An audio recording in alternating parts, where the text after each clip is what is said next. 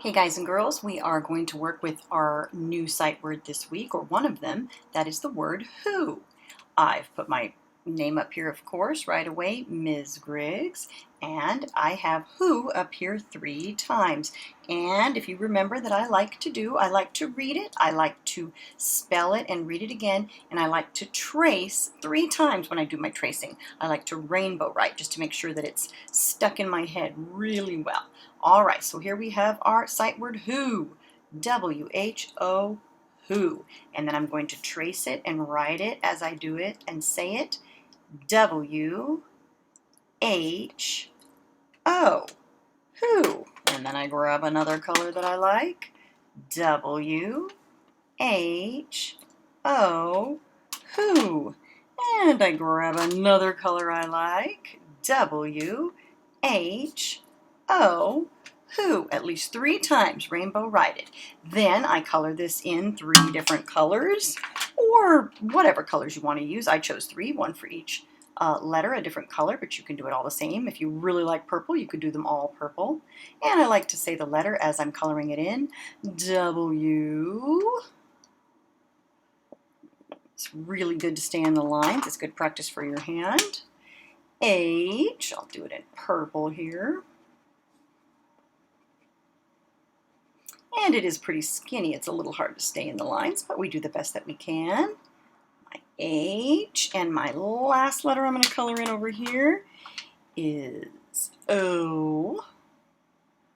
W-H-O, who. And then, again, I'm going to trace it 3 times in 3 different colors, saying it as I write it, W-H-O, who. W-H-O, who. W-H-O, who. And when I trace, I try to stay on the lines as best I can because it's also good handwriting practice. So we're putting the word in our head, plus we are also practicing our writing. So who, W-H-O, who. Who, W-H-O, who. Who, W-H-O, who. And I know you might think it sounds silly to do it that many times, but all you're really doing is making it automatic so that you know how to spell it every time that you're going to write it and make it easy to recognize when you read it. Okay. And then I'm going to put it in the sentence here, and it should say, who will come to the party? Well, I'm going to write W-H-O, but I'm going to put a capital because it is at the very beginning of our sentence. So we always put a capital. So we're going to have capital W-H-O, who, and I'm going to do my best to write it on the lines, sitting down, not coming above the top, the middle only going to the middle if it's one of those kind of letters. Okay, my very best writing. Who will come to the party? I see a sight word here, come, C-O-M-E. I see a sight word here, to, T-O, and I see a sight word here, the, T-H-E. Who will come to the party?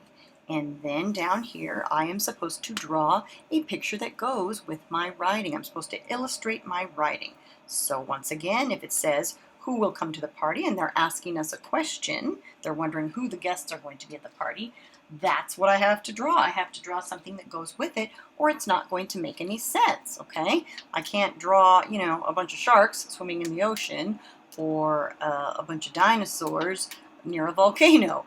I have to draw something about guests at a party. So I have one prepared here. So I have some kids in party hats dancing, and they've got some, you know, some confetti around there, and they look like they're having a good old time. So that illustration goes with my writing. Who will come to the party? I look down here, it makes sense. These guys are all coming to the party. All right, enjoy working with the word who.